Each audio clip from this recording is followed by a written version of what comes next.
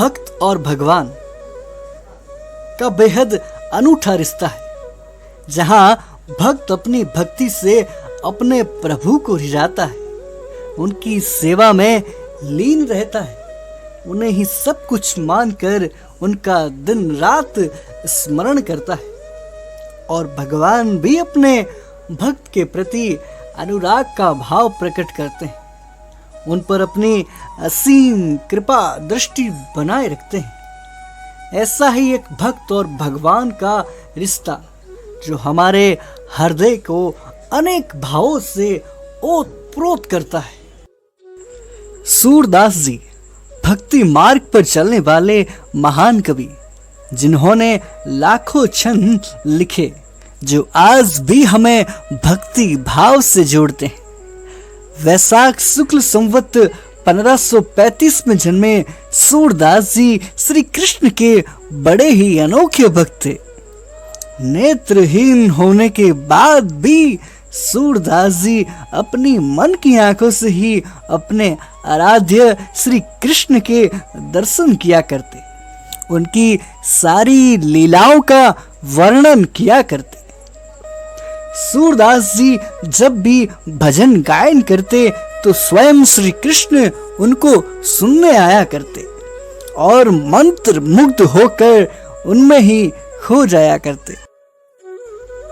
एक बार सूरदास जी श्री कृष्ण धुन में मस्ती से जा रहे थे कि तभी रास्ते में वह एक सूखे कुएं में गिर जाते हैं। सूरदास जी महाराज उस गहरे कुएं में गिरकर वहां से निकल ना सके, परंतु उन्होंने कृष्ण नाम का जाप निरंतर रखा।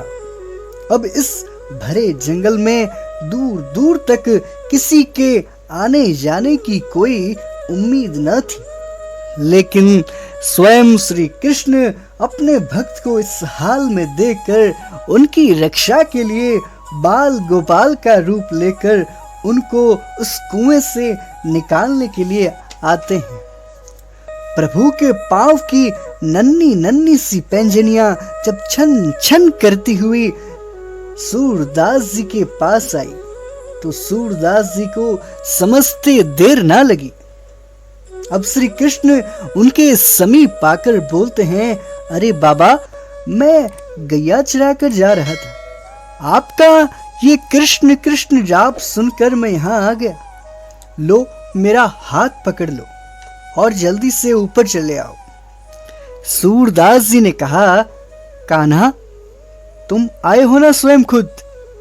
बाल गोपाल बोले, कौन कान्हा?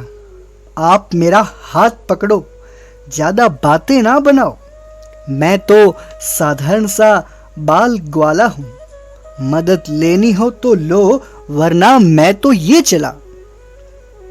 फिर पड़े रहना इसी कुएं में। इतना सुनकर सूरदास जी ने झट से कान्हा का हाथ पकड़ लिया और उन्होंने सूरदास जी को बाहर निकाल लिया। अब श्री कृष्ण अपना हाथ सूरदास जी से छुड़ाकर भागने लगे तो सूरदास जी कहते हैं, बाह छुड़ाए जात हो निर्बल जान जो मोहे, हृदय से जो जाओगे सबल समझूंगा तोय। हे कृष्ण, तुम यहां से तो भाग जाओगे, लेकिन मेरे दिल की कैद से कभी नहीं। राधे राधे।